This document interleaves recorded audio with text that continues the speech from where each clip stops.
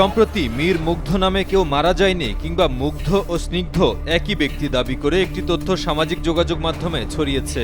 তবে অন্তর্বর্তী সরকারের প্রধান উপদেষ্টার প্রেস উইং থেকে পরিচালিত ফ্যাক্ট চেকিং ফেসবুক পেজ থেকে জানানো হয়েছে, সামাজিক যোগাযোগ মাধ্যমে ছড়িয়ে পড়া এই দাবিটি ভুয়া। এদিকে এমন গুজবের ব্যাপারে শহীদ মুগ্ধের যমজ ভাই মীর মাহবুবুর রহমান স্নিগ্ধ আক্ষেপ প্রকাশ করেছেন।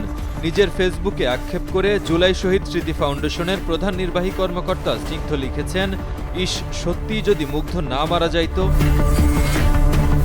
২০ নভেম্বর রাত থেকে সামাজিক যোগাযোগ মাধ্যমে মুগ্ধর মৃত্যু নিয়ে একটি বিতর্কিত দাবি ছড়িয়ে পড়ে। দাবি অনুযায়ী মুগ্ধ ও স্নিগ্ধ আসলে একই ব্যক্তি এবং মুগ্ধ নামে কেউ ছিল না।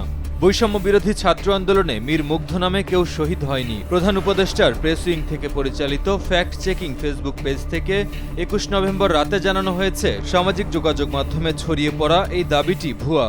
একমাত্র ওয়ালটন এসি দিচ্ছে ১ বছরের রিপ্লেসমেন্ট গ্যারান্টি। পেজটির এক পোস্টে বলা হয়, গত ১৮ জুলাই উত্তরার আজমপুরে বিক্ষোভকারীরা পিপাসার্ত হয়ে পড়লে মুগ্ধ তাদের জন্য পানি ও খাবার নিয়ে ছুটে যান।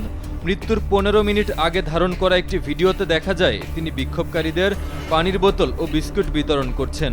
বিকেল ৫টার দিকে উত্তরার আজমপুর মোড়ে রাস্তার পাশে থাকা অবস্থায় তাকে গুলি করা হয়। গুলিটি তার কপাল ভেদ করে মাথার ডান পাশ দিয়ে বেরিয়ে যায়। মুগ্ধকে উত্তরা ক্রিসেন্ট হাসপাতালে নেওয়া হলে কর্তব্যরত চিকিৎসক তাকে মৃত ঘোষণা করেন।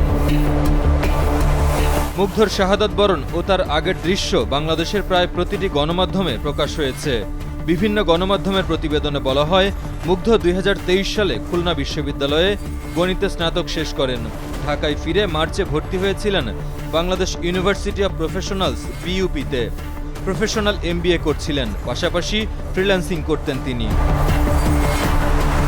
মাহিম মুস্তাফিজ, কালের কণ্ঠ।